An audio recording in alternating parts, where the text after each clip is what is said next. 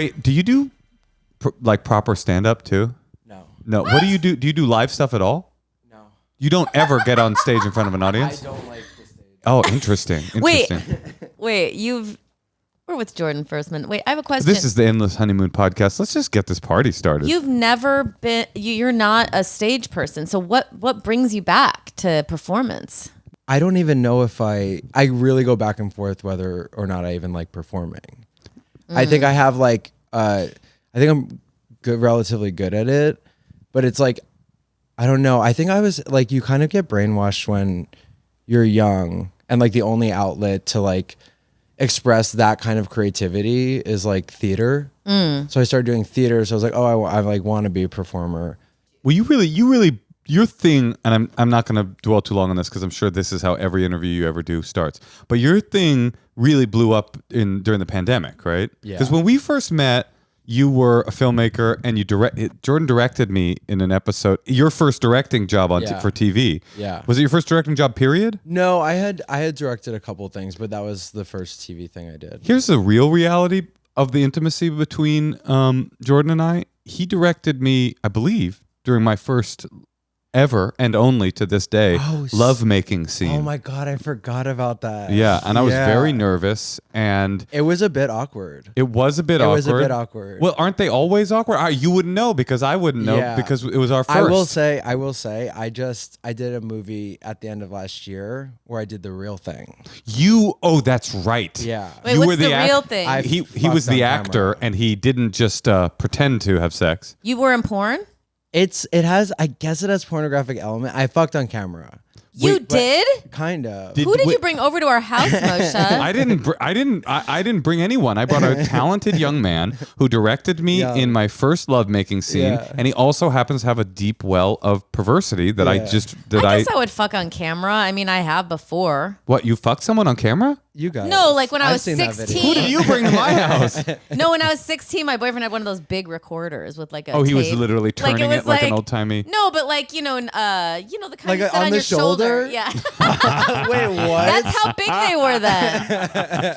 And he recorded you guys having sex? I think we set it up. We were trying to figure it you out. got the tripod. I don't even think we had a tripod. I think it was like on a. That's out there and gonna come back. I think we didn't get it. At this point, though, it's like everyone has things. I have never had sex on camera. You've never whipped your phone out? I've taken a picture of my penis and sent it to someone repeatedly with her saying, please stop. I wish you wouldn't send this to me. I don't know who you are. Yeah, exactly. But I've never, I don't think, there might be footage of me masturbating on somewhere out there. But with you guys, you never were just like, oh, this is so hot, I want to record it for myself. I don't find that's not erotic to me. Is it erotic to you? He's like, I don't want to watch her down there. Is that erotic to you to be filmed? Do you want that? Because you guys want to watch. I guess, maybe, that would be fun. We have a 3-camera setup right now. I mean, we and a director. Yeah. Wait, we got a director here as well. Right here, just jacking off over here. Is that how directing goes? Yeah. Wait, okay, tell me about that. You had sex on camera, so it's like kind of Brown Bunny level of pornography. It's like a real film, but there's real fucking happening. Yeah, I will say, like the movie hasn't come out, so I don't want to, say spoiler it, but you come. Oh my God! What if it gets cut? You'd feel really bad. Well, I'm gonna be fucking pissed at the director if it gets cut. I'm like, I did all of that, and it is not easy. Like I was pumped, filled with Viagra, and it still was you like, were? Oh my God! I would have been you were afraid. Too. Wait, because you guys are afraid you won't be able to Absolutely. perform. Yeah, I get hard. Yeah, when there's like a crew and camera, it's not easy. So you took like an overdose of Viagra and was still begging your penis to get hard. Literally. Yeah. But what was what? I mean, tell me about that, because I can say this about my lovemaking scene. Have you done a bunch? You must have. No, not really. Oh, comedy is so rare that you are in a romantic scene like that. I called Ricky Lindholm, who's done a bunch of them, and I just was like, "What do I do? Like, I don't know how to do this. I don't know how to approach this." And she was very, she was a good person to talk to, but her advice was so funny. She's like, don't worry if you get hard. It could happen.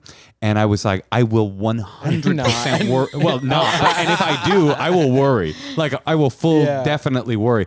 And then I didn't. And that's different than a sex scene, because what he did, you want to get hard. You need. One must. Yeah. You could have tied a splint. You could have tied a splint to it. Yeah, I mean, there were definitely like I could have worn a cock ring, maybe, but like you're seeing everything. Oh man, wait. So it was full penetration, close up on it? No, basically the penetration kind of just like happened. It wasn't necessarily. There's a couple scenes. There's like more than one, 3. Oh my god. But they really, it doesn't feel like a big deal. How many times did you have to fuck? Once, and they split it up? I get, as it stands right now. Oh, you don't want to ruin the film. I get my dick sucked. I suck dick. I get my ass eaten. I'm like part of a fucking thing, but they didn't keep the part where I'm like in someone. But then there's like, and then there's actually what was something that was planned, because like we hired all these guys, and like first they came to me, and I was like, I want to have like creative control over who I'm fucking in this movie. And I'm like, even for my character, if I'm like fucking ugly guys, like I don't want it to like look like my character would fuck ugly guys. Your character meaning you. Yeah. Right, because for comedy, they might want you to like fuck some gross dude or something. And there's like, I won't say anything bad about but there's one scene where that kind of is the vibe. But like they came to me with like all these guys, and I was like, no. Oh, like, you were looking through headshots, audition tapes. Yeah. Oh my god, that is crazy. Yeah. That is that's like a man's dream in a way. He's got to add him to his list. Yeah. Was that feels like it would be exciting. Okay, I have an important question. When you were approached about this, was this a hell yes for you? Because that's not a hell yes for most people. No, that's true. It was an absolute hell yes. Okay. I was the one.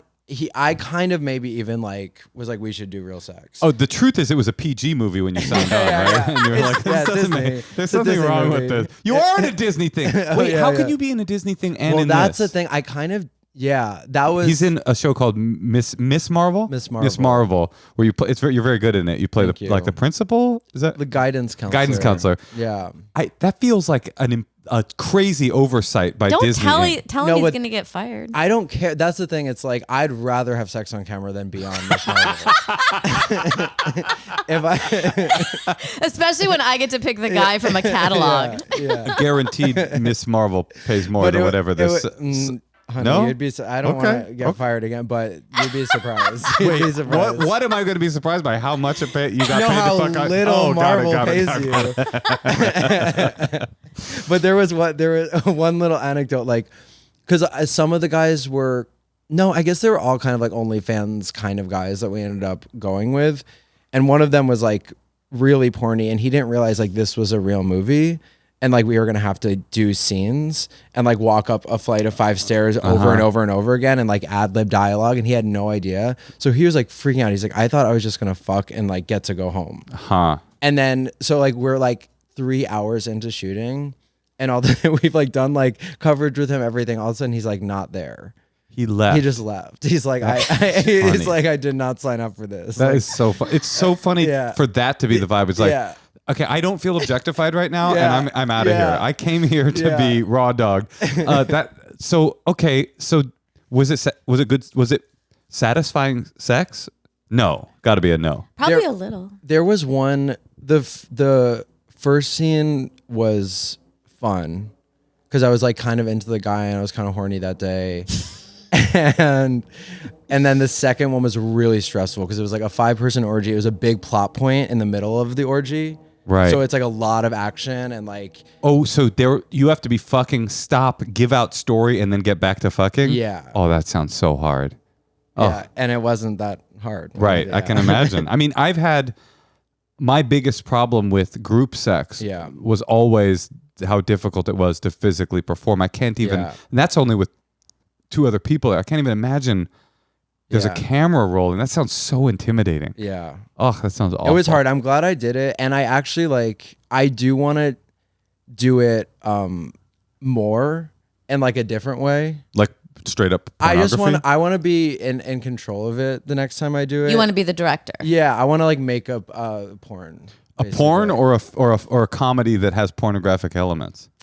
A sophisticated porn is a cool idea. A porn with like a nice narrative. It's not just like fast forward through. Yeah. Well, didn't they do? They did that they tried to do that in the 70s, and it kind of like. There's a movie I saw. I always forget the name, but it's like a French movie from 1979, and it just like follows this guy around all day, and he just like fucks all day, and it really like.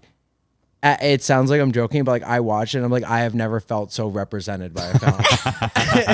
Because I'm like, that is what I Wait till you're in a relationship. You're obviously not in a relationship. I am. You are? So they were just like totally okay with it. We weren't I mean, he would be, we're very, very, That's very, cool. very open. Sometimes too much, but. Was this wasn't the one that you were with? You told me I don't know if you can tell the story on camera. We can just edit it out if it's a no. But you told me the funniest story when we were working together that first time about your partner. I don't know if it's still your partner, but at the time, at a massage. Do you remember this? Oh my God. Yeah. Yeah. I've never forgot. Can you? Yeah, I can. We won't have to say his name because we're not together anymore and not a fan. But we were like in Palm Springs and we ordered like a double masseuse on this website that is like designed for jacking off masseuses. It's like they know that they're there for that. We knew that. So we go there and they like make us like climb over. They're like texting us. They're like, oh, we can't come out right now. Just like climb the fence to get into this like weird apartment complex. so we like climb over the fence and like we get up there. It's so funny. I just want to say only men would do the climb. Like, you know what I mean? Like any woman who was like, I don't know, maybe I'll do a erotic massage, gets there, just climbs the fence. They're like, I'm out. But men get so horny. We're just like, over the fence, boys. So we get up there and it's probably like 7:58 and our massage is at 8. And we get there and the guy is like livid that we're there. And they have this huge 2 minutes early. 2 minutes early, and they have this huge TV, this tiny apartment with like lazy boys and this huge TV, and Jeopardy is on. They're like, we watch Jeopardy every night until 8, so that's why we made the appointment at 8 for a reason.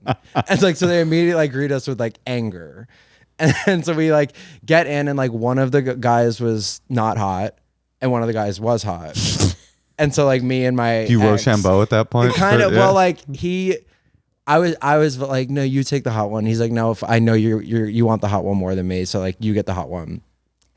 So I get the hot one. Oh, better massage though with the ugly one, maybe. Yeah, true. definitely. Very No, true. he did get my massage was horrid. It was so bad. Yeah. And they so I we buy like that. start doing the massage. They're like still mad at the Jeopardy, and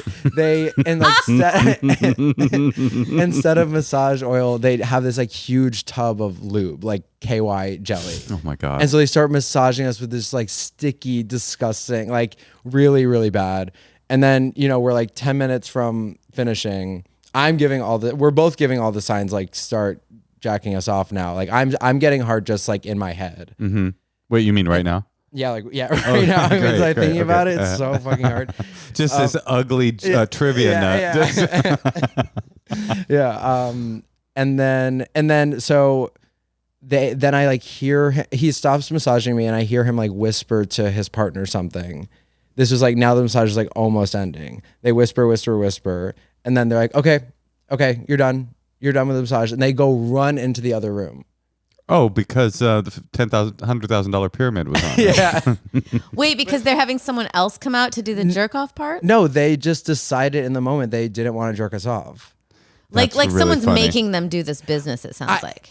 No, they just like didn't. I don't know what happened, but it's like it was clear that we were supposed to get jerked off, and the massages were expensive. It was like $400 or something. Oh my God. Jordan, I don't want to call you a slut, but You may. This is not the story you told me.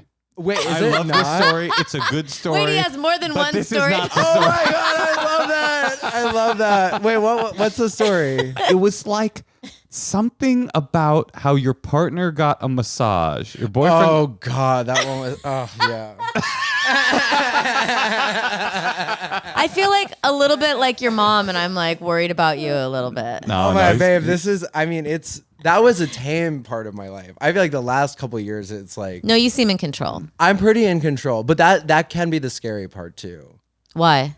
Because it's like Especially, I think my like biggest problem with drugs is like how good I am at doing them. What do you mean by that? You can control yourself I'm so like, well? I'm never messy. It's like I am never messy, and I'm like very functional. You've never had a night where you were like, what the fuck did I do? I fucked up? I definitely had a night this summer where when I got home, I thought I might have died. At some point earlier in the evening? No, I was like kind of like fading out Whoa. a little bit. Were you on ayahuasca or something? No, I was He was out partying on ayahuasca. yeah, just right in Berlin doing ayahuasca. You don't have to tell me what. Oh, it was in Berlin? Yeah. There's no... Yeah, you don't know what's happening There's no more... I feel like horrifying place to die of an overdose than an American entertainment figure just dying in a hotel room in Berlin. American entertainment figure Jordan Firstman dies of GHB and Xanax. GHB's bad, actually. I'll convert you. I'm a big. You're a pro. I'm a G queen now. I'll tell you why I have a problem with GHB. I have an interesting relationship with drugs because I'm sober and have been since I was a teenager. But I was big in the rave scene for my entire like late teens and early 20s. And so GHB specifically was the drug that because I am and have been a sober person, I always find myself intervening when somebody's having an episode, a drug episode. And there's more episodes on that than other things? By far in the rave scene, when somebody was like, "We need to take a little too much," you're just like dead. Like it's like you take the perfect amount, you're having a wonderful time. Why don't you just smoke some pot? Well, they want more. It's not enough.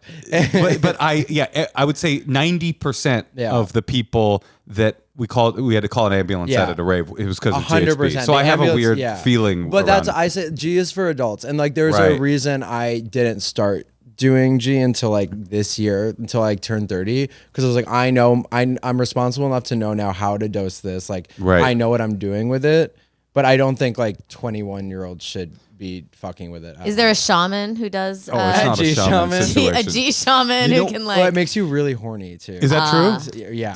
I heard, tell me if this is wrong, that GHB feels very similar to just being drunk. Well, there's certain characteristics like inhibitions. You kind of like feel free, or you could talk like more openly about not stuff. like all like shrinking violet like you're being right now, but like more open, and willing to tell stories. Yeah. Oh, I'm on G right now. Oh, great. How does it compare to ecstasy?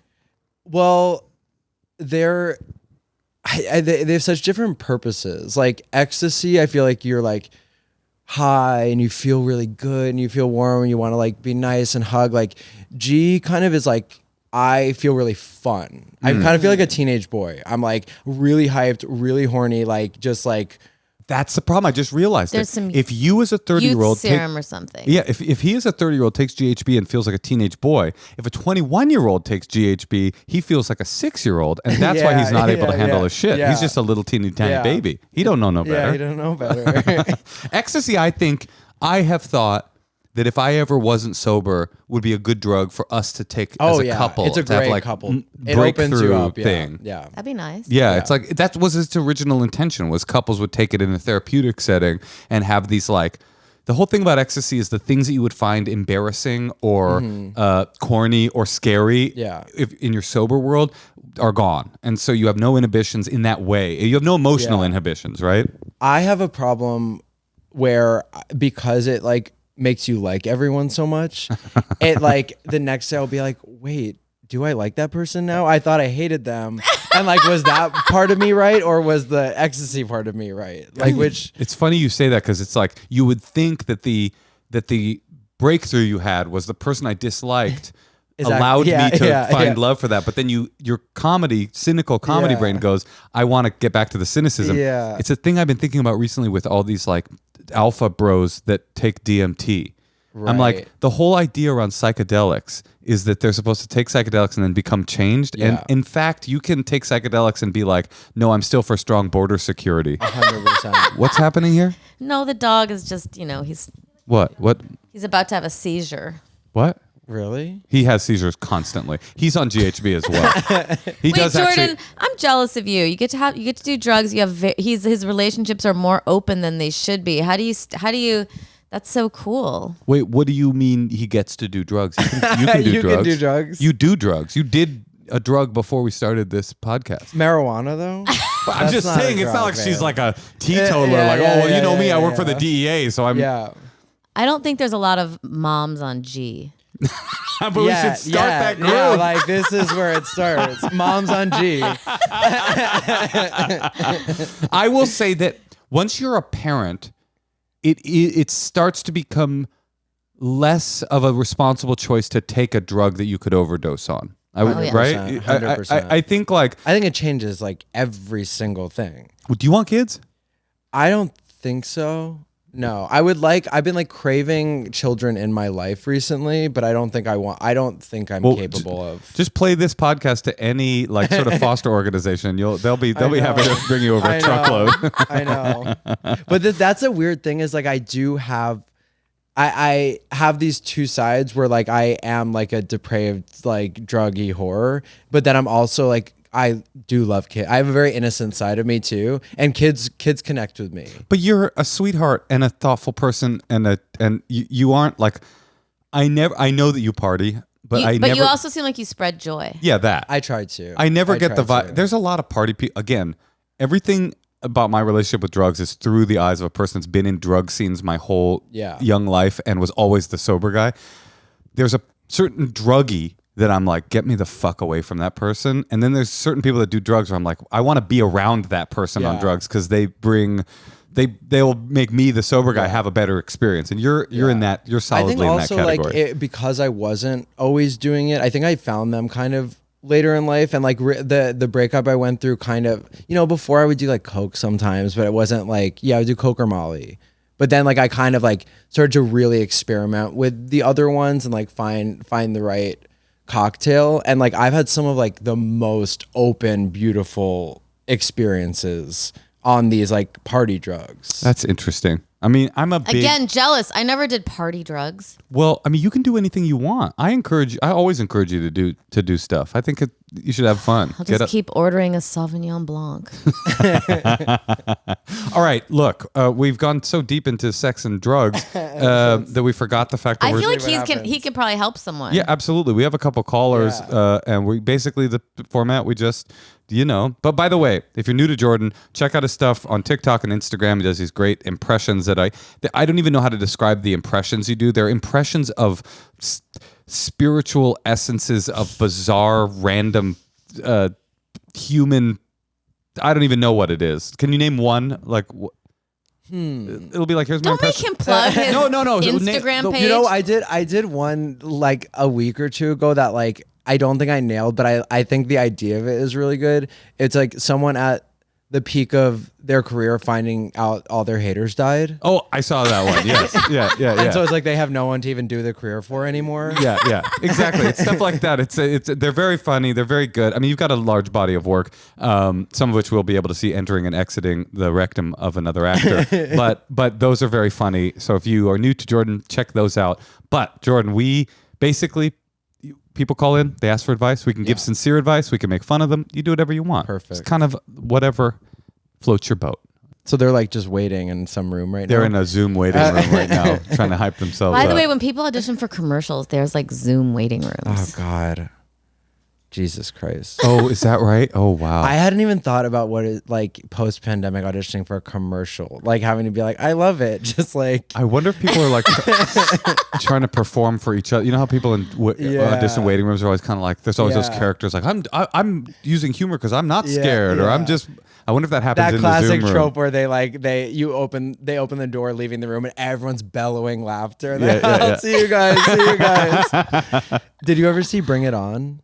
I don't think I did. No. It's an amazing movie, but like the lead heartthrob from that named Jesse Bradford, who is also a swim fan. This is kind of embarrassing for him, but I don't think he will listen. But he exited an audition once, and he was like my biggest crush. Like I was obsessed with him, and he did that thing. He was like laughing, and then he turned to everyone in the audition rooms, and he goes, I bid thee well, ye fellow actors. Oh, God, no. Oh, you were there. Yeah, I was there. I was there. And I was like, well, He's getting something. Yeah. He probably did get the part too. I was like, I'm quitting showbiz. This is what happens to your childhood crushes. Like, I'm out. That's how I got into comedy, from those actor waiting rooms, because like the actors were so annoying and then the comedians were fun. Yeah. And I was like, whenever you'd audition for a comedy, I was like, oh, I want to be around these people. They're like so much better. Yeah, they can be. They can also of course be horrible. Auditions are just so, but it's so. They're much all horrible. So at least be funny. Yeah. That's right. all. Yeah. And there is that thing that happens with other comedians, other funny people. Like my first acting school in LA, it was crazy. It was every week we would prepare for a scene, and this same actor, the same woman would go early for some reason. She would be horrible. She would begin to weep. And then for like 40 minutes, the acting coach would like rub her back and tell her she was going to be okay. And it was the only way I got through it was the other comedians in the room. We would be looking at each other like, this is funny, right? We all, and everybody else was like really empathizing with this woman. And I was, all the other comedians crying was like, during the scene, or like she would cry and be bad. Oh, she would cry, receive notes, and then cry. Okay, and then begin to cry week after week. And it was like, we're paying fucking money for this, and it's just like, quit acting, move back to Iowa. Like it doesn't. This isn't That's important. so lucky. It's so funny to like get that lesson, like the give up lesson week after week, and just not let it affect you. But Moshe, what I like about that story is that you're right. That's a good way to find people who are like-minded. Totally. Because if you're a natural comedian, you don't really want to be around people who are super sentimental. Yeah, that's exactly It's right. not a good. I find that you travel, and both of you actually more than me. You guys travel in like comedy and kind of Hollywood actor-y scenes, kind of both. And I find when I'm at a like more Hollywood situation, I'm just like, get me to a comedy party like immediately, because I can't. I feel so uncomfortable. I want like really dark, cynical people in my life around me all the time. I feel the opposite. Really? I'm like, I can't be around comedians anymore. I'm like, stop trying to be funny. That's interesting. Why are you always trying to be funny? Yeah. Like, I get that. Just be real. There is something cool, and they say Hollywood actors are the realest of the real. They say they're the realest people. Yeah. I think I really put comedy on the ability to be funny on such a high pedestal. Maybe that's something's wrong, or maybe I'm overcompensating for something. But I do know what you're saying. There is something about the sincerity of the actor, even if it's fake. Yeah. That they're like their angle is to find sincerity and to find depth, even when it's a shallow depth. There is something that is nice about that. Yeah. I miss that about AA. I don't go to AA anymore, but what I really miss about it is like earnestness, which is lacking in the rest of my life. I have it with my family, but it's like once an hour a week you get together with like people talking about their deepest vulnerable emotional kind of weaknesses. There is something beautiful about that, and I do miss that. All right, Should go back. You know what? You and I will go partying. I'll drink some G. I'll have a reason to go back. Wait, you drink it? Yeah, it's like you become a little scientist. You have these beakers, and then it's like my friend this year at Burning Man. She was doing this, and it took an hour. By the way, I can't believe you go to Burning Man sober. That's like very commendable. Oh, thanks. Well, it's not a thing that I think. He does everything sober. It's not a thing that I think when you get there, you go, I mean, it would be an amazing place to do drugs. I mean, obviously, I'm not stupid, but when you're there, you're not like, I'm lacking in the wildness or psychedelic feeling here. It kind of already is there. Yeah. But I'm also, I was like I said, I was like a teenage raver, and that's like where I get turned on. Like, is around people I love being around people on psychedelics. I kind of just like that world. But anyway, this woman had all of the variables of the 2C family, and she was telling us about the differences between these drugs, and they were so. What's 2C? They're like these. You could probably tell better than me. It's like I guess it'd be like an acid Molly synthetic hybrid. Yeah, but it's like 2CB You is guys the are classic. crazy. Yeah. But they had there's 40 iterations of it, and each of them purport to do something different to you psychedelically. Yeah. And she was given this breakdown of the different 2Cs that she had on her Yeah. and what they did, and it was so funny. It was like, this one's like acid, but you feel like you're wearing a sweater. This one is a bit like Molly, but you're in a bad mood the whole time. This one guarantees you a bad trip. Like, it was just like, well, what is happening But here? I find sometimes I sometimes will have dealers talk like that and be like, this one is very, even with weed, they do that. And I'm like, you don't know what it's going to do to me. Right, You're right. acting like you know the inside of me and how things respond. It's going to do what it's going to do. And it probably does a different thing for you. I have a bit that I don't think I'm even telling anymore in my stand-up, but about medical marijuana, that at the beginning, medical marijuana was really made sense. They'd be like, certain AIDS patients, certain people with glaucoma, it'll help. Helps your appetite, helps your vision. Got it. By the end, it was like, they were just doing jazz. They'd be like, oh, this strain, well, this one, if you have acute hypertension or if you're just a little down in the dumps, and now that they've legalized it, you go, now what's this one do medically? They're like, it gets you high. They just all get you high. That's kind of all that they do. But in terms of making sure that your hobbies are things that are good for the whole family, this is not a good one. What's that? Measuring G. Measuring G is not good for kids. If you have beakers and Moms don't measure G. I think that is good. No one measures G. Okay. Still jealous. Now we're gonna call. We'll do it one time. I would do it once. Yeah. Can I do it once? You can do whatever you want. Yeah. Don't break. Don't. If I can ask you one favor as a friend. Yeah. And don't fuck your wife. You can fuck my. You can absolutely fuck my wife. Don't have my wife overdose. I will not. Don't take my wife to an overdose place, because that would be a bummer for me. Yeah, of course. That would be a bummer. I'm a good drug daddy. I'm the one. You're like a shaman, Yeah, kind of. I bet. Okay. You're like, yeah, you come home, you're like, okay, I got bad news and good news. Bad news is we did have sex last night. Yeah. Good news, she's alive. Yeah. She walks in. Hey, Tosh. Yeah, Mush. Do you think that I'm deficient as a partner? Yes. Well, I'm certainly deficient in potassium and vitamin D, and the reason I know that is because I tested myself at Everlywell. Take action today for a healthier tomorrow at Everlywell. Their at-home lab tests and vitamins, or vitamins, as Moshe says, and supplements can help you get the knowledge and support you need so you can become a healthier you. But they don't just tell you what you're deficient in, they will start to send those items to you. And that's the coolest part, because it can be really difficult to maintain a regimen of taking care of yourself. Everlywell is digital healthcare designed for you, all at an affordable and transparent price. They ship products straight to you with everything needed in one package. You can take your at-home lab test, you can collect your samples, and then use the included prepaid shipping label to mail your test back to a certified lab. Then your physician-reviewed results get sent to you by phone or device in just days. It's so easy. And Moshe found out this information. Potassium and vitamins, and they shape all the vitamins and supplements straight to you. So it's like a one-stop shop for figuring out what you need to tweak about yourself. Get serious about your health. And for listeners of this show, Everlywell is offering a special discount of 20% off an at-home lab test at everlywell.com/honeymoon. That's everlywell.com/honeymoon for 20% off your next at-home lab test. everlywell.com/honeymoon. Hey, Tosh. Yeah, Moshe? I've noticed a distinct feeling of luxury in our bed lately.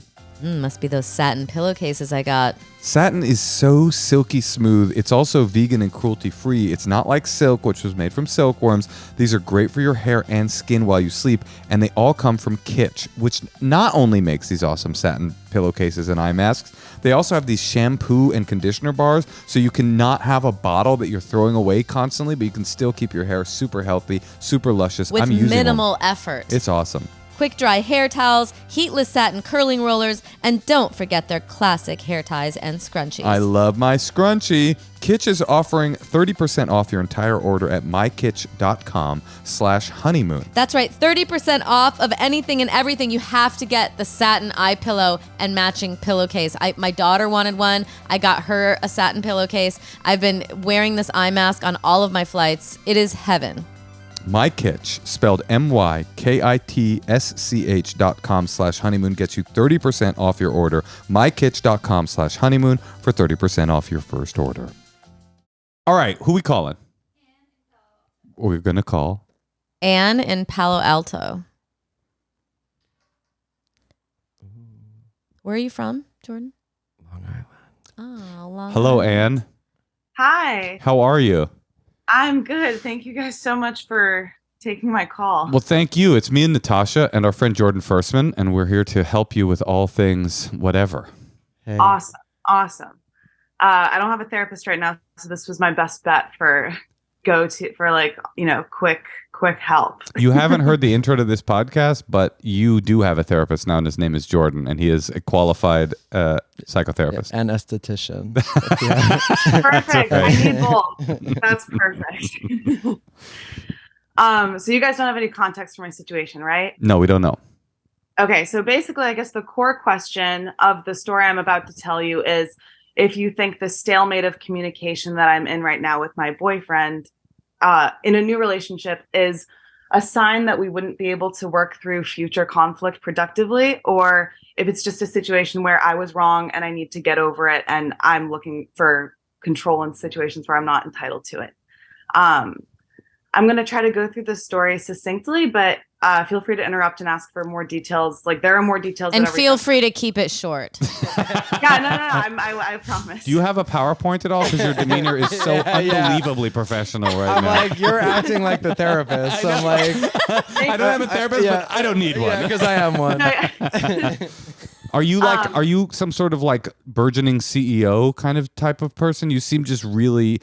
You know, it's so funny that We already agree with your boyfriend. I know. I already have my advice. Exactly. Yeah. The fact that you're calling about like trying to wrest control when the way that you pose this was so controlling, it's so funny. Do feel free. Problem was. Do feel free to interrupt me. Keep it to a minimum, but go ahead. I'm gonna go ahead and tell you the story as I see it. Okay, go ahead. So sorry. This is all from my perspective, by the way. I know that it's a lot of reactionary behavior in this, but anyway. And by the way, no, I'm not a CEO. I'm a nanny, so I think I'm just happy to be talking to adults. So my boyfriend and I are in a new relationship. I live in California. He lives in Colorado. We met in college in DC. We were friendly. He asked me a couple months ago if I wanted to go out to visit him, and we like fell in love. We've been in this whirlwind storybook kind of romance.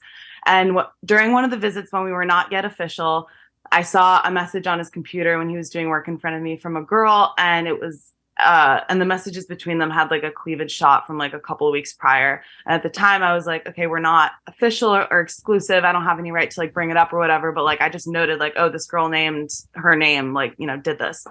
And then we're together at the end of our 6-day trip that we had last week. And I see that she texts him howdy. And so I just go like, who's that? It's a cowboy I know. Yeah. And he goes, she's a girl I used to work with. And I already from information I didn't even want, I already know that that's not the full truth. So later on when we're going to bed, I ask like, who is this? I tell him about the photo, and You say I accidentally saw this. Yeah. And are you being 100% real? You accidentally saw it, or you looked? Okay. You didn't stroll a little bit more than you should have. No. I stroll later, but here I swear I didn't. Okay. But that was nice that you were honest with him and told him that you did see that. Yeah, and also it was the end of the trip and we weren't going to see each other for a while. I wanted to I didn't want to leave it like this. And he was like, yeah, I mean, she's kind of obsessed with me. She sends me flirty messages. It's unprofessional, but it's nothing to worry about, baby. Like, you're getting worked up over nothing. It's nothing. It's still nagging at me, and I do something the next day that's admittedly not cool.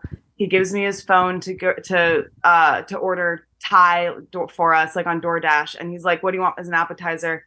And I go to their messages. Oh my god! During just the appetizer, just to get the appetizer. That's like a minute. I'm thinking. I don't know. What is mee crab? I don't know what that is. Papaya salad here. They have dried shrimps in the papaya salad. I'm not Jewish, but I avoid shellfish. No, so as I'm looking at their messages, I'm just rattling off like appetizers, like in my subconscious. Oh, you're saying to your partner at the time the words of Thai appetizers that you're not looking at. Wow. Oh, that's amazing. That's incredible. Really good. Respect. No, it's fucked. Did you read anything incriminating? Accidentally? It wasn't incriminating. It like he had texted her hi HAI and deleted it, which I didn't like, and that was triggering. Wait. HAI? Yeah. What? How do you know? You're sure he's not gay, honey? Hi. Constantly sending me cleavage pics, but I don't pay me no. Never mind. If a girl sent me cleavage pics, I would be like, hi. He said hi to the howdy. Wait, how do you know he did it and then deleted it? How do you?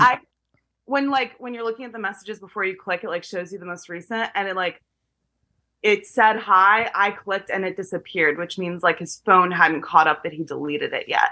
Oh, okay. If that makes sense. Listen, he doesn't really. He's not living in the same. Wait, hold on. We're just at the you. appetizers right now. Okay, keep going. I scrolled up. I didn't see anything directly incriminating. I saw her texting him like back in August, like, come visit me in DC. Come to like this work event thing that she had. I don't want to give away where she works. The White House. It's Kamala. Yeah.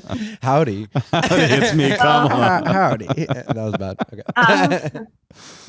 But he didn't really give her he was not being like I was not getting the sense that it was like a really active thing, but it was not like a coworker relationship. And like, I don't want to believe that this girl's crazy enough to be like grasping at straws and like sending him these things for no reason.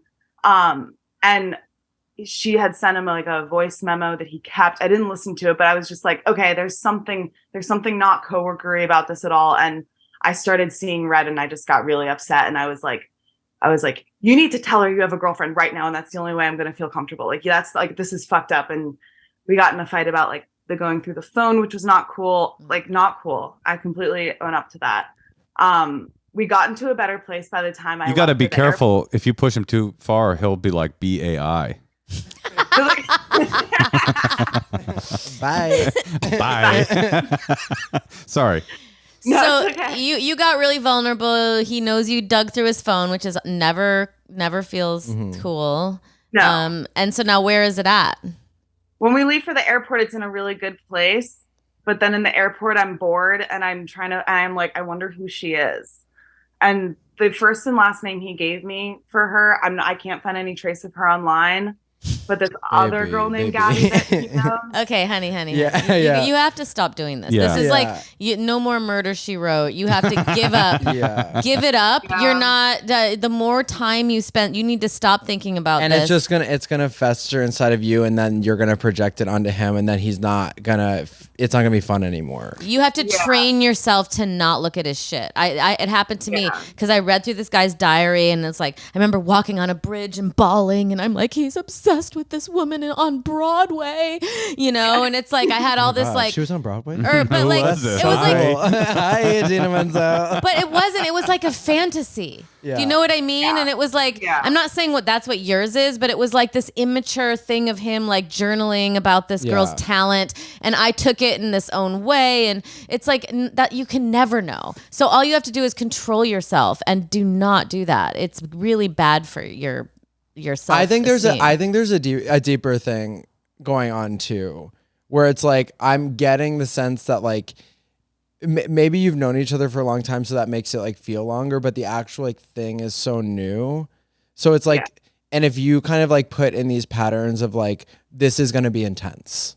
This is going to be an intense relationship. So true. Like buckle up. Like no, like you kind of, it's gonna make him not. He's gonna be on the defense, and like so you want it to like stay fun for as long as, because if you're in a relationship, it's gonna get not fun. Like it's just inevitable. But like the goal is to keep it fun for as long as possible, especially when you're starting out, especially when you don't see each other a lot. Like just make sure when you're together, it's like you feel good for you too. That's like so true. And I don't think he's cheating on you. No. If you have, and like eventually. So I just would never. He's going to take care of it. You already said something. Don't ever mention it again, unless 100%. It's an issue. what Jordan said is so true and so wise, and something that my old AA sponsor always used to say to me anytime I had drama, like what you're describing is just drama. And he would just say, this is supposed to be fun, right?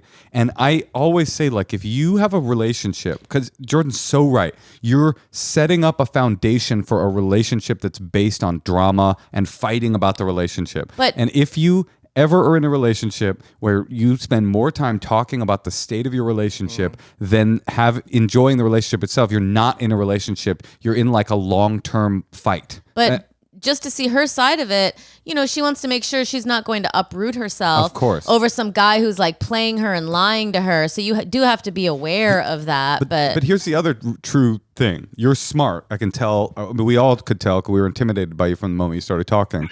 You're an intelligent person. If this person is living a duplicitous, sketchy double life, you're not going to miss it. You're not going to like be hoodwinked and just like be in a relationship with him while he's out fucking a bunch of howdy girls, and you're missing everything. And the only way for you to find the truth is through this one text thread thing. Because here's the truth of the matter, in my opinion, as the only man on this podcast right now that dates women, right? Yeah. Okay. What I know that men do, I don't know, maybe they do this when they date men too, but I feel like what men do is they fan the ember of every sexual possibility until the exact moment where that someone they tells have to them pour water on it. Like I was doing that. That's so true. I was doing that until the split second that it became an issue with Natasha. So much so. And I had to like eventually say something, So much so that I don't think I've ever told you this, Natasha.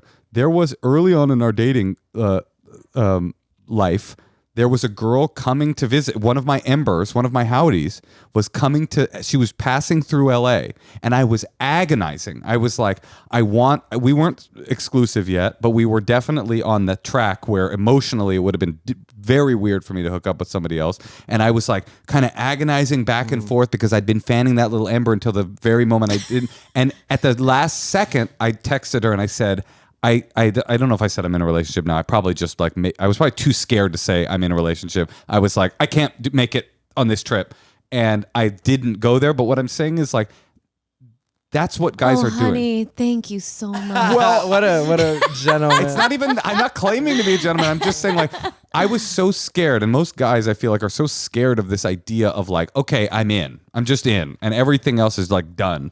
So the more you can be fun and understanding, especially if you're like really serious about this guy, I think that it's going to be easier for both of you. Yeah, but do it for yourself too, because you wanna have fun in this relationship. It's not just about making him That's feel a good point. comfortable. Yeah. Like you're gonna feel better about all of it, and like if you just stop overthinking. I know it's impossible to stop overthinking, but like if you consciously make the decision, like you know what, I'm gonna like look for the positives in this, and we're gonna have fun today. Yeah, my point with the ember was not that it doesn't suck for you to be on the receiving end of seeing one of those things. My point is, it's not indicative of a guy that's like, I'm a serial philanderer and I'm going to lie to you and con you. It's just it's a thing that guys do. I don't know if it's not every guy, obviously, but it's a thing that I know they do. They kind of don't fully close the circuit until it's time to fully close the circuit. And so you will know, just like Natasha said, don't be a private investigator. You'll know if this guy's in by the way he acts around you. You're smart enough that you'll figure that out. And just tell yourself that like you don't want to, like if any moment you could die and you want to be doing something, good when you die, like don't be sleuthing through someone's phone. Yeah. There's two things you don't want to do when you die. You don't want to be scrolling through somebody else's Facebook chats, and you don't want to be at a hotel in Berlin on GHB. Those are the two things. I'd rather one more than the other. I guess I would too. Did we help you? I feel like you just you need to kind of let it go a little bit until you have reason not to, and that means training yourself and being disciplined, and just don't talk about it. He's gonna love listening to this. We're not saying he's right. He's not. No, I know. Yeah, but he's even not right. It actually isn't that cool. I'm not even. Yeah, I'm not getting amazing vibes from him, to be honest. but we're not talking to him. Yeah, we're talking to you. No, it's so true. He's not right. It's just actually, I fucking hate that guy. If you want this thing to have a shot, then the secret is not like getting into control of what he has been doing before you guys were serious. The secret is to be present, enjoy what Jordan said, have a good time with him in the moment, and you'll figure it all out. And you're still getting to know him, so you got to figure out if he really is cool too. Yeah. True. In other ways, you guys don't even live in the same city. I mean, these long distance relationships, I'm sorry, but it's not really a relationship. Okay, I'm in a long distance relationship. No, I'm teasing, but it's of course it's a relationship, but it is like the living and being around somebody, and like the times when you're very annoyed. Like, I don't know, I just feel like living with someone is so, or at least being in the same city. I mean, do you go like 3 months without seeing each other? Well, I mean, we've only been we've only been doing this for 3 months. And we've seen each other 5 times. So it was like, we've already done multiple like trips together, but we haven't done the mundane together yet, which I know is like when you really like. You'll get there. But what Jordan's saying is right. If you think about, you've been together 2 months and you've had 5 conversations that are like, who is this bitch? At the certain point, like, that's not what the relationship should be about. And like I said, you will know if this person is giving you the vibes that he's not fully committed to you, because you'll be there and you will feel him. You won't need to figure it out by looking through his phone. You will know. And if you don't know, then there's no hope for you anyway. You're a mark and you're going to get conned. So I don't see that. I don't see that in you. Yeah. Thank you. All right. Well, good luck, honey. Thank you. That was very helpful. Okay, good. All right. Good luck. Good night. And Jordan, I don't know what I'm talking about. I'm just saying, okay. No, I know exactly what you're saying. I think it's if one of you were like waiting to start a family, but you're like, I can't help it. They just live long distance. In those cases. I think they're just different kinds of relationships. You know we consider them not relationships. You're like, we're real. You're Wait, fake. where is your person? Berlin. That's rough. The classic, tough. quick LA to Berlin trip. Is he German? He's Italian. He's Italian living in Berlin. I mean, there are That's worse. how hot he is, that he can get you to commit to him overseas. He's so fucking hot. P.S. There are worse. That's hard. But maybe there you are can worse like places to have to visit than Berlin. Yeah, I mean, I love it's Berlin. so cool there. I love Berlin. Can you Zoom as like a relationship? Is that a thing? We do Zooms, yeah. We do, yeah. We talk. I really take it back. No, yeah, because you're sitting here, we really do take it back. It has been hard just because I miss him so much. Like, I'm so in love with him, and it is new. So it's not so much like the day to day I'm like yearning for, but it's just like missing him. Some comfort and connection. I'm never yearning for the day to day. It's just a reality that makes you like. When I come home, don't you go like, oh, he's back? Okay, let's do another call. I do. All right. Do we got one more How call? old do you think that girl was? 28? 28, yeah. I think that's right. 26, 28? It seemed like a pretty fresh relationship. Big time. I loved when he's... Like, low-key, what do you guys think is going to happen? I think she is... My vibe from the guy, honestly... Do you talk about them after the... Oh, yeah, absolutely. Okay. My vibe from the guy was typical. He was typical. And she... also was doing a kind of typical thing, which is like, you both were just correct. You both had nailed it exactly. It's like, don't make this drama, and what you're doing by trying to get to the bottom of something is just poisoning yourself. It's so typical man woman. Like, yes. It's like he probably is scared out of his mind about what's happening. And she lives far away. She lives in California, and he's like, fuck, what am I going to do? And she's giving what are we vibes. 100%. I mean, when you give what are we vibes, like it's intense. That was one of the things that I know kept me in long distance relationships personally, was that I was able to have emotional intimacy without needing to have commitment. Intimacy, which was terrifying to me. So anyway, I don't know. Doesn't someone always have to do what are we? Eventually. No, I don't know. I feel like it can happen really naturally. There was just like a moment with my person where I'm like, this is my boyfriend, like, end of story. Meanwhile, we zoom into Berlin. He's like, I don't know what he's talking about. What are you talking about? We went to a techno club one night, and we danced, and he was on GHB. He had a whole narrative going on. Do you guys communicate really well? Yeah, it's like we have such a deep, like, profound soul connection. Like, we kind of don't even need to a lot. Like, it's like he doesn't speak English. No, it's like we both know, and like we both know when we fucked up, and like we're both like, we both have issues, so it's like we know we're sensitive with each other, and like we both really want the best for each other. So like, you know, in other relationships, if they would fuck up, like it felt different. But at this, I'm like, I give him space, and I'm like, I know you want to be better. So even when he hurts me, which he can, it's like, it just feels different than other things I've been in. No one cuts as deep as a German Italian. Yeah, it's true. Wait, he gets an Italian Gemini. I have a real question that might be too. I don't want to. You know, anything. Yes. What's your best case scenario here? Like what would that look like? What would success look like with this guy? I don't. It is one of those corny things where it's just like I love him so much that care. it's just like I have to do this. Like I have to just like jump. You're not in. thinking of That's a good future. feeling. Yeah. That is such a good feeling. He's got young love. He gets to do drugs. Oh yeah, we're kind of like trying to live your life a little bit. I feel like. Would you mind watching our daughter for 6 to 8 months? Years, yeah. 6 to 8 years while we go to Berlin and party. That would be fun. I mean, It's our fun thing is there. fun too. See, this is the thing about having a kid that I think if you nail it, it can be perfect. You have all the fun. It's not for young parents. Now, young parents have fucked everything up. They made it. There's a Right. gross miscalculation of having a kid at like 20 because that's the years where you're supposed to be like, this is awesome. Even You- almost 30. yeah. Absolutely. But you do like You should wait till 40 to have a 40. kid. right at the day before or the day after you say, what the fuck am I doing with my life?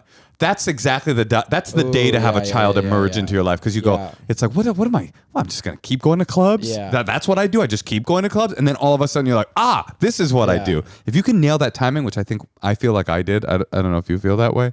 Then you can just like sail into destiny. I feel like one thing that's appealing that I've heard other people say is that like it can really get rid of a lot of your narcissism or like just self-obsession And ambition. and ambition. And which ambition. That's scary. It is scary, Yeah. but it's true. I mean, the whole idea of like I want to strive to like become immortal through my comedy. It's just like Yeah. I don't give a. You're that's just like, let me feed this kid and like live a comfortable life. 100%. Yeah, and it is scary. No. No, you're right. Do you feel good about it, or do you feel like Well, you just have to eventually find the balance, Yeah. right? which Yeah. I have not found yet, but I'm working on it. Yeah. All right. We have another call. Hey Tosh, Yeah, Moshe. your TITTIES are looking PERKY. Why Thank is you. that? I'm wearing the Third Love 24/7 Classic T-shirt bra. Makes your boobs look great. It's also super supportive and comfortable and won't show through your clothes. I just decided it was time to get one bra in the rotation. I'm loving it. Does it pinch or poke you? It doesn't. Do It's the actually straps slip? no. That's why I never wore bras. But the this is cups so no. This is so comfortable. Is it ugly? No, it's cute. Is it uncomfortable? No. Does it show through your clothes? Oh my God. Does no. it have a million itchy tags? No, it doesn't. That's Third Love. And they've got this Fit Finder quiz, which actually is a lot of fun if you're a man to take. But you know what? If you're a man and you're dating a woman, she probably wants a Third Love thing. And so go get yourself a classic 24/7 t-shirt bra. It'll be your go-to bra, ladies. Also, Third Love is the largest donor of undergarments in the U.S., partnering with organizations across the United States. Third Love has donated over $40 million worth of bras to help people in need. And if you're thinking about getting one of these bras, here's the thing. They've got a 60-day return and exchange for free. No questions asked. You just take the Fit Finder quiz, get your bra. If it's not super, super comfortable and you don't love it, get that bad boy out of your life. But we know you won't because these bras are banging. Upgrade your bra and get 20% off your first order today at thirdlove.com/honeymoon. That's 20% off your first order today at thirdlove.com/honeymoon. We're calling Trevor in San Francisco. Ooh. I'm getting good Sounds vibes gay. from He him. sounds gay. H.A.I.. He sounds gay. Hey, queen. Should we ask him how he spells hi? We want to ask him if he's gay. How would you spell? Hi, Trevor. Hi. Okay. That's All right, Jordan. HAI. Trevor, how are you? I am doing great. This is awesome. Thank Glad you to for- be on. Thank you. It's Thank you for Natasha, Moshe, and our friend Jordan Firstman. Yeah. Good to meet you guys. Nice to meet you too. What's going on? Trevor. I'm struggling to develop standards for myself. In dating, it's tough being a gay guy. Mm-hmm. I don't know if Jordan has experienced this. Probably not because he's attractive, but Hey, you're we're not cute, starting Trevor. like that. No, but you're attractive too, Trevor. Let's get that out of the way. No, I think the thing that's hard in the gay community, especially in San Francisco, is that guys tend to be very focused on who looks the best, and they won't even be friends with you unless you're like a supermodel. And so I think it affects people who aren't fully like gym bought in, like they go to the gym every day, they look jacked. And so it affects their self-esteem, and then we don't have standards. And so I think the thing that I struggle with, as you just heard, is that I need to figure out how to have standards so I'm not putting myself at Risk of getting hurt by someone by not being good enough for someone, or not feeling like you're good enough for someone. Yeah, I don't know about or risk that you would date below your level. No, I don't know that there is dating below my level, but I think you gotta stop. Yeah, I Trevor. think we found the problem. Absolutely. You can't talk like you that. can't talk like that. Yeah, no. I think just in general, like whether it be getting hurt, like medically, like if I hook up with someone who I shouldn't be hooking up with, or you have found yourself in the past with people that are kind of like you don't feel like you should have been with. Is that true? Yes. Okay. Yeah, welcome to the club, brother. Yeah. I mean, I do a podcast with one. I mean, it's just like no, but I've felt that way too. I mean, but I'm getting a whole different vibe from you than the question you're asking. I think as Jordan kind of is too. Like I don't believe you that the gay community in San Francisco is all obsessed with the hottest gym bod guy. I believe that the gay community that you put yourself in front of are people like that, so you can reinforce this kind of shitty narrative that you have about yourself, how worthy you are. I know, not being a member of the gay community in San Francisco, that there are non-superficial gay men in San Francisco. There's a lot of them, and you could find a group of guys that are just lovely people that aren't super superficial. I think you like to punish yourself by being around people that are vapid and superficial, so that you can continue to believe this bullshit about yourself, that you're not lovable, not hot. There's you deserve crappy things. I mean, I think you're right and wrong. Okay, like it is nearly impossible to be gay. Like it is very hard. Like you say I'm hot. I feel the same things as you a lot. I think like before, I have clout now because I have Instagram followers, but like before that, it's like people, I would get rejected because I was too fat or too whatever, Jewish, like whatever it is. Like gay guys are evil and mean, and like I was going to say that they do. I mean, most of them. If you're going, I think Moses is. Oh my God, Moshe is. That is what it is in That's Hebrew, what it means. I can take it.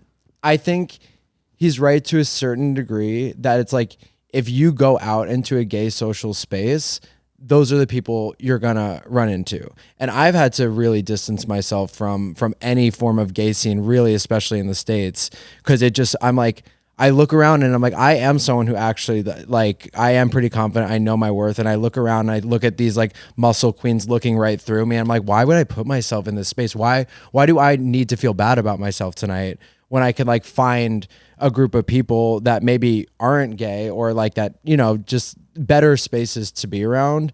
And there's so many avenues to like find. I recommend, it sounds like you're also like conflating social life with like finding partners too.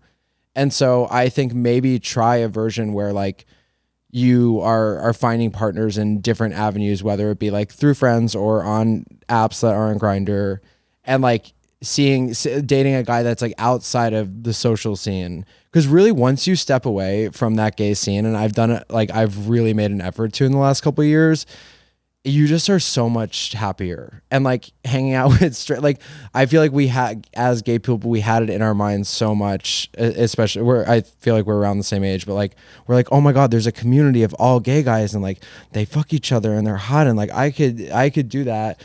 And then like I've had a kind of come to Jesus moment where I like started hanging out with, I thought it wasn't cool to hang out with straight people.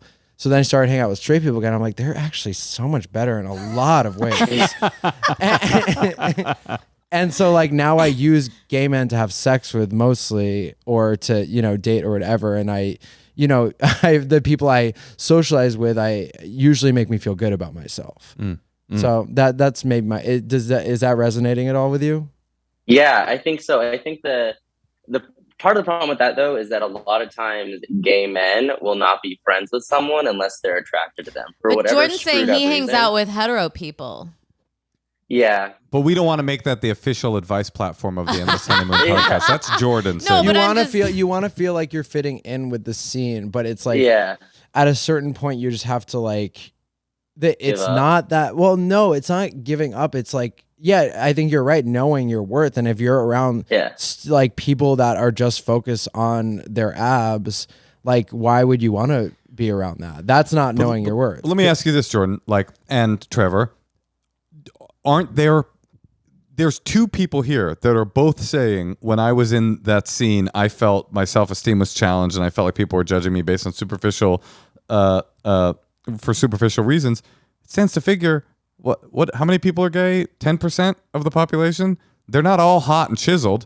So it stands to figure there's a big group of people in every city, in every gay scene in America that are just the same as you, Trevor, that are like, God, I just want some friends or some people to date, and I'm not. I mean, can't you find a way? I don't know. Can you seek them out? Energetically, I think it might be good for you. The next time you're with someone, you might have sex, but you're like, I really don't like this person, and they're gross to you in some way. Maybe don't have sex with them, because then I think it just kind of helps you with yourself. Like maybe you'll be a little proud of yourself or something, and go jack off instead. I heard somebody once describe it as sleeping with people you wouldn't have lunch with. And I remember that was like my big goal. One time I did this sexual inventory, and I was like, I want to stop sleeping with people I wouldn't have lunch with. I want to like the people that I'm having sex with. And that was like, to me, that was like a big goal. Like if I can just enjoy their company. But it's also like, there's just things that like gay people have inside that like, it's kind of hard to explain, but like, don't also beat yourself up if you do like at 3 a.m. find the ugliest guy and like let him suck your cock. I do it like probably twice a week. And like I honestly, and it's like I think I've gotten to a point where, and like maybe it does stem from self-esteem, but I just try not to beat myself up about that side anymore. I'm like, you know what? Like, do I feel great after these hookups? No. Have I ever stopped doing them since I was 19 years old? No. So it's like, this is just part of my life. I let ugly guys suck my cock at 3 a.m. I used to think that it was, I don't know if I should say this in front of Natasha, but I used to think it was, and I'm just curious for both of you, there was something actually extra hot about it. Is that true, or is it just like what part? Have you ever thought about like an ugly guy?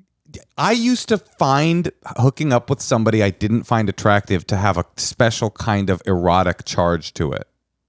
Personally. Yeah, and like they're usually, if like a really hot guy hits me up at 3 a.m., I'm like, they're probably on meth, or they like are not going to be good at sucking my cock. And usually the ugly guys are really good at it. I mean, that's as the old trope goes. Sure, yeah. Sure. I want to wait, Trevor, talk a little more, because we've been talking a lot. Yeah, I think part of the problem is that like when, especially just, I think this might just be being a guy, like when you see someone that's really, really hot, no matter how much of like a terrible person you think they are, or you know they are, you just start making excuses of like, yeah, no, I'll do it, but like it's totally fine that they like have monkeypox. It's fine, like I'll figure it out.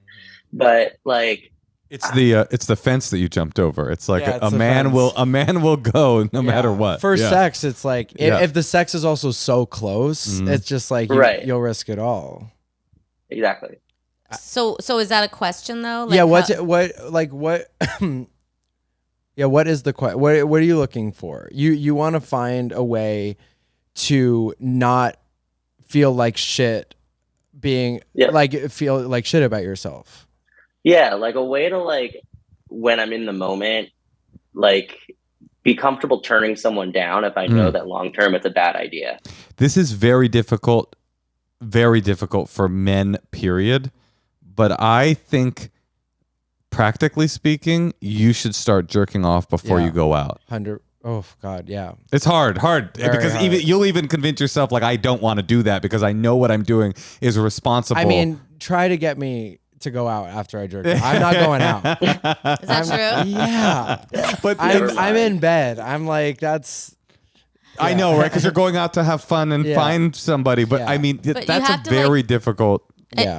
And you have to just maybe force yourself into some things that you don't usually do. Some new scenes, new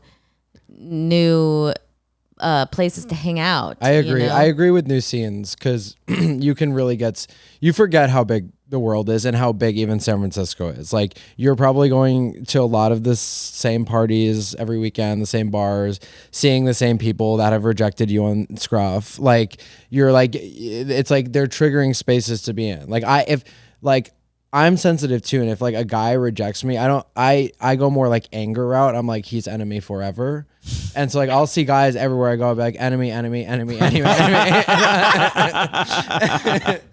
mean, the truth is, again, you're right, Jordan. There's a part of this conversation that Natasha and I are just going to miss because it's not our culture and I don't have the insider information about We're this. cishet pieces of shit. We are cishet pieces of shit and we admit that and we own that. But I do know this, the gay or not, that your self-esteem being low is a problem that you can deal with without the approval of hot people telling you are hot or not. It is as they say in recovery spaces, it's an inside job. Your self-esteem stuff, those self-deprecating remarks you make about you and the way you look, because honestly, you're an attractive guy.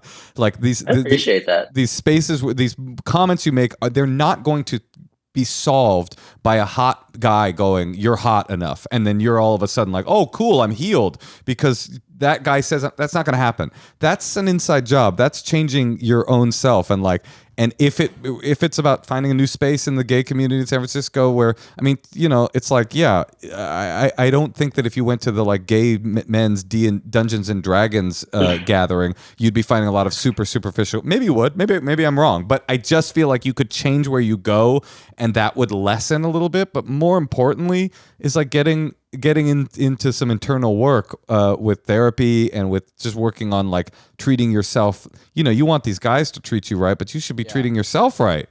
Right. No, absolutely. And yeah. I will say like I have gotten so far by just pretending to be confident and like it really, you have to. Like you won't, if you're going around thinking you're ugly, thinking you're not worth shit, like thinking these guys are hotter than you, like they feel it instantly and they're like, I won't even like look at that person. But if you come up and you're like, I'm hot, I know my worth, like you said, like finding your self-worth, even if you do have to fake it sometimes, like you're just gonna see better results. And I do agree with Moshe, like it does need to come from inward, but like I do think as an immediate step, like stop saying I'm ugly. Stop saying these guys are better than me. Like, just like, you don't have to say I'm better than them or I'm not. Like, just like remove that from your language. Because the first thing you said to us, and it's like, it doesn't make someone want to, because they believe you. You know what I mean? Like, it's like, yeah. And it's all about training your mind, and then you'll find yourself saying it, and you're like, oh, I'm trying to not say that about myself. Right. And I think that, when you start getting older and reading self-help and trying to like, heal any parts of yourself, you start to learn that like having discipline in your mind can help a lot. Just try to, you're never going to win saying that. So you might as well just try to stop, and it's hard, but it's incredibly difficult. Like, unfortunately, what we're talking about is so much more hard than finding a new club to attend. It's a commitment to yourself, kind of. Yeah. It's the hardest work a person can do is like going into, because this whole narrative, there's no way, again, I hope I'm not speaking out of class, but there's no way that this whole narrative started when you got to the gay community in San Francisco and realized how hot everybody was. This is something that's like core, deep, baby Trevor, narrative that you've been telling about yourself. And like that stuff takes so much effort and time and energy to unravel, but it's so worth it. It's like, it is the work. I just said the work. Oh God, I'm so sorry I said the work. It's the turtleneck, honey. Oh, is that what it is? Well, Trevor, you're so cute, and I'm really thankful that you were vulnerable with us, and you seem like you'd be a cute boyfriend. So, and that you have stuff to offer. Appreciate that. Great. Yeah. I mean, you deserve it. Go ahead, Trevor. Oh, I was gonna say, I think I joke a lot and I make those self-deprecating comments, and I think like it's one of those things like you have to believe, but you say them more as like a self-coping mechanism. Sure. And so, but it is a good call out that it's not something that you should lead with, because then the other person will start seeing you for that.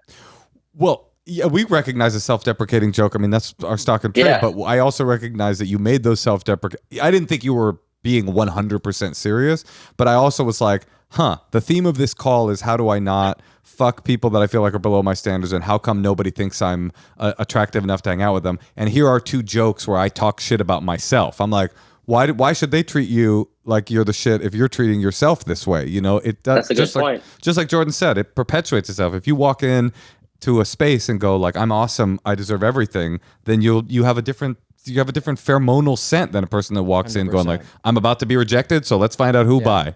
And it's like you're not always the attitude doesn't always work, but it works a lot more than if you come in saying I'm shit. Yeah. Well, good luck, Trevor. Good luck, Trevor. Thank you so much. Good luck on the Trevor project.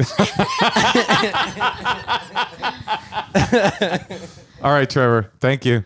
He was so cute. He was sweet. I know. Do you think this next generation is going to be easier for gay people? Like, it feels like it's so hard to be gay. It's like, really hard. People have been really like, hard. and then, but I know so many moms who are like, I hope my kid's gay. Like, that didn't used to happen where like people were like wanting. Well, that. I find that to be homophobic because it reduces.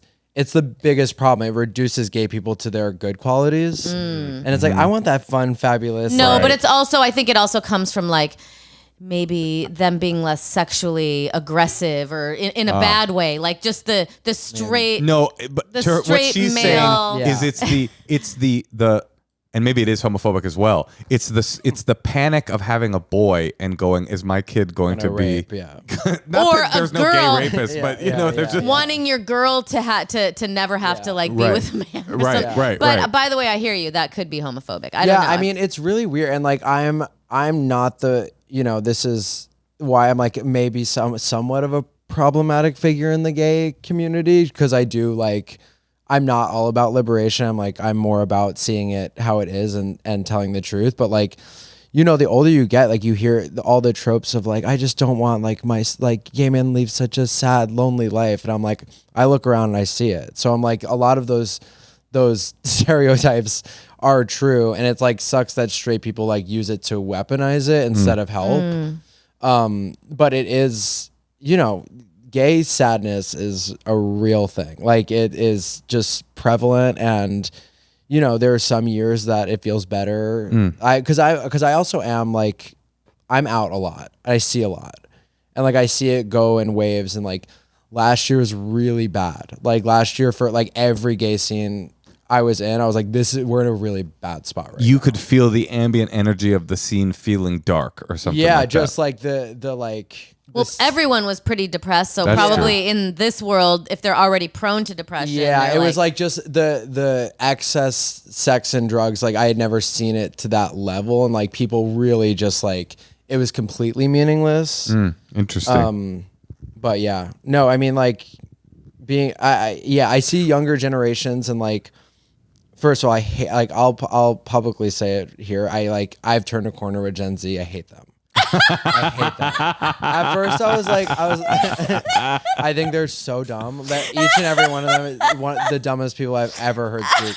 They have no thoughts of their own. Everything they've ever heard is regurgitated from a TikTok they've seen. That is so depressing. It's like they literally can't have, and they like glom onto these buzzwords, and like they don't even know what the words mean. They just figured out what unlikable means, and like an unlikable character. Like, why would I watch someone unlikable in a movie? And like I'm like, you don't even know what you're talking about. Like, what do you? They don't even know what. I just hate Gen Z.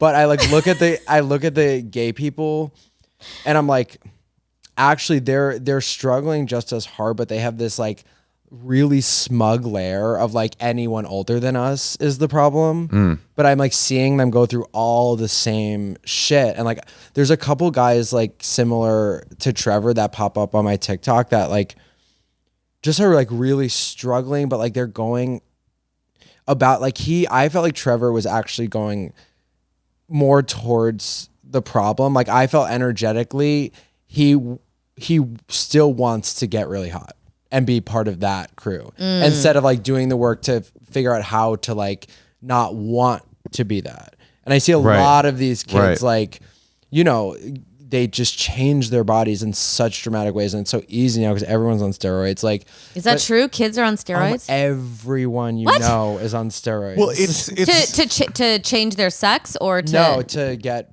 better bodies.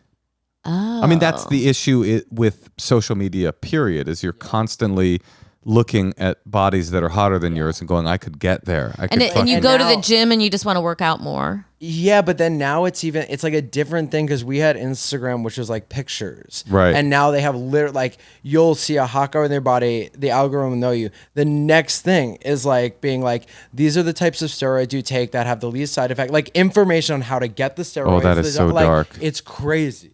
Oh my God. But you still love it. Like doctors telling So the algorithm is like leading you down the path of disease and self-esteem crushing. Yeah. Wow, that is so scary. You don't think there's going to be people who are like, let's boycott this? No, it's too addictive. They don't. They also have a problem with like admitting they're wrong. And so like anytime even someone tries to like say something that's wrong with TikTok, they come like a mob. Like they don't want to hear that TikTok could be bad.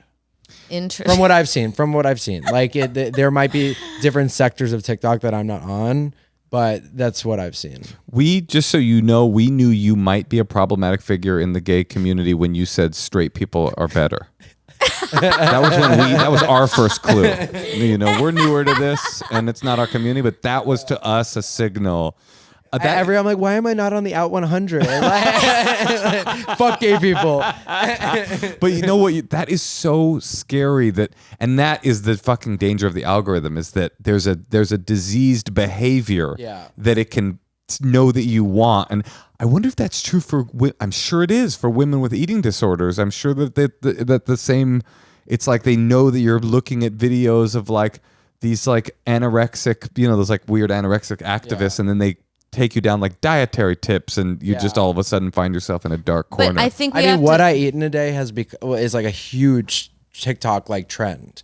It's like skinny girls would be like, "This is what I eat a day," and then like fat people kind of co-opt it. They're like, "This is what I eat a day." Is like a fat bitch who like doesn't deserve to live, and they're like, "Ha ha ha." Yeah. But it's like even the concept of like it's like how we would post a selfie in 2012. They post everything they ate that day. I think I'm okay with failing in obscurity. No, that's what I was saying to Moshe before. Like, I say don't join TikTok because once you're on it, then you'll feel like you're missing so much by not being on it. But if you never know what you're missing, like that's heaven.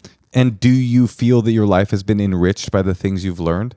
No, I feel like it's edifying. gotten worse. It's not edifying. Right. What does that word mean? It means making you better. Right, yeah. It's making you you should make worse. a TikTok explaining the definition of edifying. Yeah. But right, it's like book learning is slow, it's gradual, and it changes the way your brain kind of There really works. is a trust in like the tech company to like not take you down a bad road, and it's like why a is Chinese tech company? No tea, no shade, but like it's like that country is very different from ours, right? And the way that like information is given out, so it's like the fact that we're part of that algorithm, like it's not. And we just know that's what happens now. You talk about one thing and then you get ads for it. So, but now it's I notice, and maybe I'm being conspiracy here, but I notice even when I think. Okay, you Stop are. it. That's insane. That's not. Swear. But that's not. Jordan. Literally, that's not possible. I'm telling you. Well, how could it be? Explain this. Moshe doesn't believe in Explain ghosts. your plan with he your doesn't Italian. believe in energy. Explain your Italian boyfriend long-term plan, and explain how the people at TikTok are reading your mind. So this is, this is such a half-baked theory, but it's like, you know how impulse like comes before consciousness. Like your subconscious is like working way faster than your brain. So like you're actually doing things ahead of you knowing them. And I think the algorithm is kind of working in the same way where it can kind of predict your next move. Okay, that I can kind of buy. Before you get there. I can kind of buy that. Because you've been spending more time on it, and it's like measuring how many seconds you stay on each thing. It kind of knows it's that what you too, but stay. I've like I swear guys, I've had a random thought. I'll just like think of Mariah Carey and then I pop up and it's Mariah Carey. I think my algorithm is confused because the two main things that I get, and I'm not on TikTok. Maybe it's a more sophisticated algorithm. You're talking reels here? I'm talking reels. Jordan didn't come here for reels, Moshe. Reels. I get a lot of Turkish kebab porn. Yeah. Like a lot of like that Turkish. sounds fab. It's nice. Yeah. And then somehow I got on this algorithm of like grown and sexy black adults. And so it's like grown and sexy. Yeah, it's an age demographic Right. in black culture. Yeah, I don't know why yeah. me, but so I'll get a lot of like happy birthday, Cat Williams, happy birthday. Hey, would have been Teddy Pendergrass's 72nd birthday, and then intermixed with like a beautiful black baby, and it'll be like, look at this perfect black child. And then I get a lot of hipster evangelical Christian preachers. A lot of them. Why? I don't know. The algorithm decided that I like that, and you watch them. I do watch them sometimes. So then it's gonna keep giving it to you. Yeah, but so I'm kind of culture jamming them. I'm fucking. But them I do up. think the Instagram algorithm is nothing. Nothing compared to the TikTok one. TikTok is so much more advanced. It's like Instagram like really feels like a child is running the algorithm sometimes. Interesting. It's just like That makes me want to just avoid TikTok like the plague. I would avoid it. Yeah. All right. Yeah. And so Laura says so too. All right. Well, anyway, this has been a good place to stop. By the way, this has been so fun. So fun. And I really envy your joie de vivre. Thank you. Thank you. It might get me in trouble. It hasn't gotten me in huge trouble yet, but there's always time. Just when you're measuring out, just you're like I'm in your so good. beakers, just Yeah. do like always air on the side. yeah. a little If I want to less. go 1.5, I go 1.3. Okay, good. My religion is fun, and so I think like life is short. Yeah. As long as you're not being destructive, and some of the things you're saying are a little. They verge. A beaker is borderline, verge. but as long as you're not, tightrope. as long as A you're not beaker. being like, as long as you're not destroying yourself, you Yeah. should find the fun because it's like what happens at the end. We Yeah. all just end up in the same. We're all just dead in a Yeah. fucking box I think somewhere. the algorithms will kill us before the climate change. 100%. Yeah, I Well, would be so- did you hear that theory about the danger of AI? About like that one study that they did? No, tell us. It was like this The AI Google one that became sentient.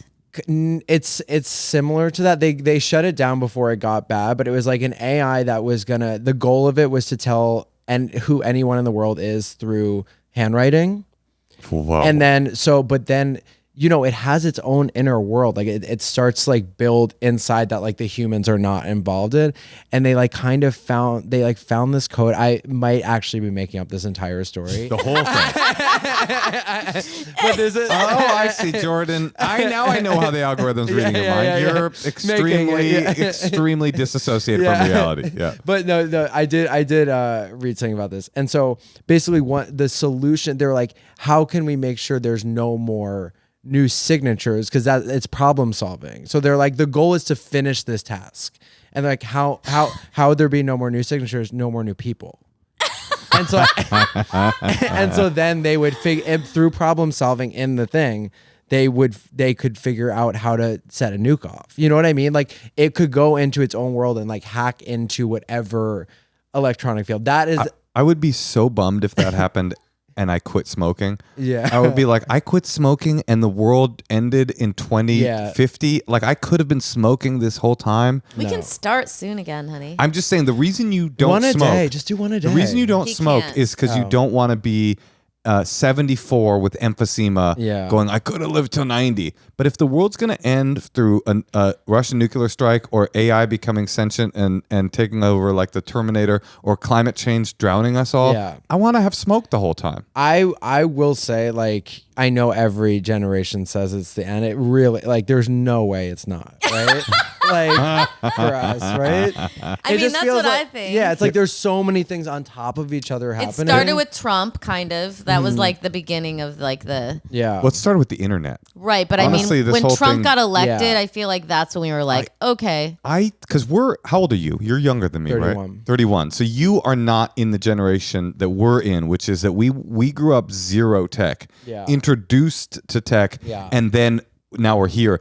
I couldn't have imagined when I was excitedly crowded around my friend Brian home computer when he got AOL, and we were like giddily like instant messaging with a stranger, that thing would produce the end of society. I couldn't have wrapped my brain around that.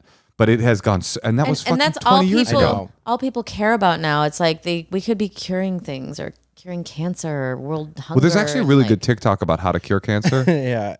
With steroids. Yeah, that's right. NG. I think that there is hope, but it's diminishing. That's what I think. I just feel like there's too many things that could do it at this point. That it's like 1 week climate's a bad thing, then it's like, wait, we're gonna kill each other? Like, I thought it was gonna be climate.